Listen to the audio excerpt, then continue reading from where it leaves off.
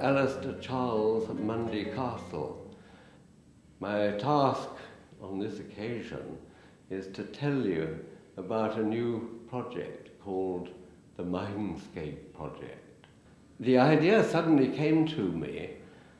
Since I'm a psychologist and an artist in my own eyes, why should I not paint a picture of somebody's mind? And that was the beginning. I've done 10 Myndscapes so far, and there are 2 more on the go via email. Well, the main feature of it is that all the Myndscapees that I've studied have expressed a kind of liking for the picture which has been produced, and many of them have immediately hung the picture up in a significant place in their house or wherever they're living. A common statement is something like it's an affirmation of oneself. To look at it makes you feel good, happy. You can see yourself in the picture, your own mind in the picture.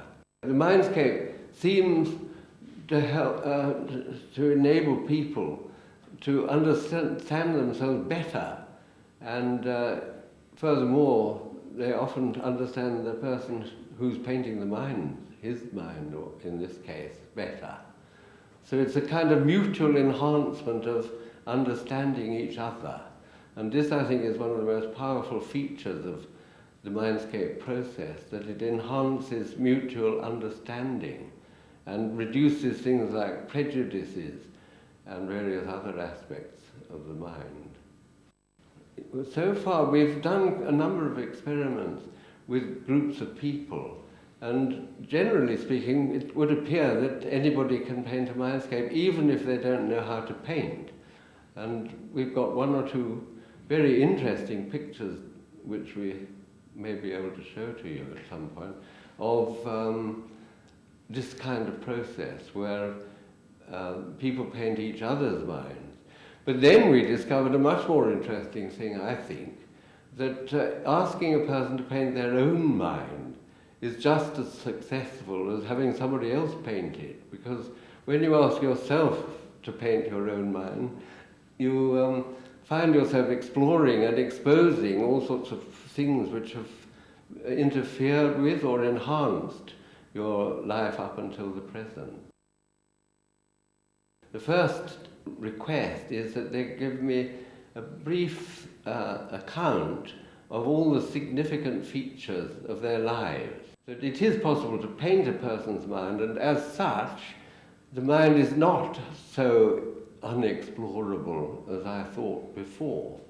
And I see that as quite a contribution to science, among other things, as well as to philosophy and also to everyday life. Because I have a feeling that anybody can be taught how to do it, and they can do it in groups, and we've now discovered that you can ask people to paint their own minds, which makes the whole process much easier and much more amenable to teaching of the idea of painting minds.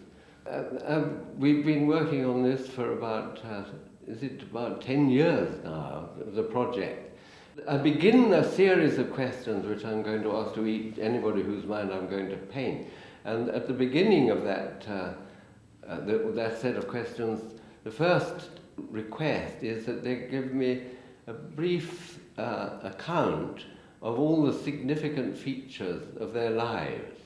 And I go on like this, asking various kinds of questions, all designed to expose certain aspects of the person's mind. And these questions number about 20 or so or more. I've got enough information to be quite sure that this procedure is an extremely valid one. You know, it definitely works. 10 Myndscapes have been completed as of now, and 2 more are in progress. Both of these 2 that are in progress are being conducted via the email. A new approach altogether that we've developed is getting people, or requesting people in groups to make pictures of their own minds. And each one does this, And what we found in the first important group that we studied was that a person who was not particularly popular among the group revealed in her mindscape, her own picture of her own mind, revealed things about her which nobody knew anything about. Things like having had a brain tumor, not only her, but her father and brother as well, all had some kind of damage to their brain. And somehow it got across to all the other participants of this, they were all part of an art class actually, got them to suddenly to realize more about that person than they'd known before, and this includes the person in charge of the whole thing, because she never... So now changed the relationship between everybody and her. And I think this is a very powerful aspect of the Myndscape process.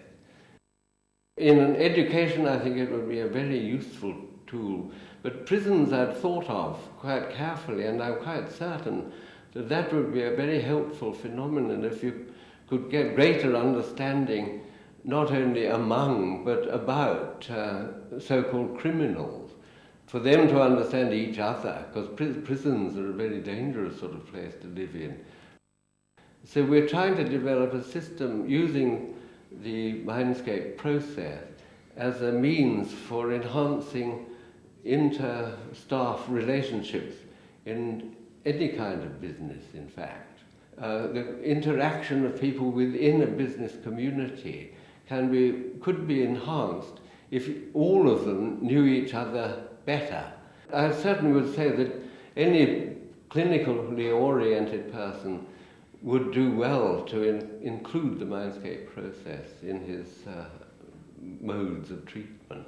Cross-culturally, I would say it's very important that getting people to understand each other more as individual people among each other, I would say could disseminate some of the threats offered by the state of the world at the moment, which seems to be, half of it at least, is engaged in war. Well, thank you very much for listening. I really would like to meet some of you when I get the chance, and I hope that all of you will enjoy the consequences of this Myndscape discussion.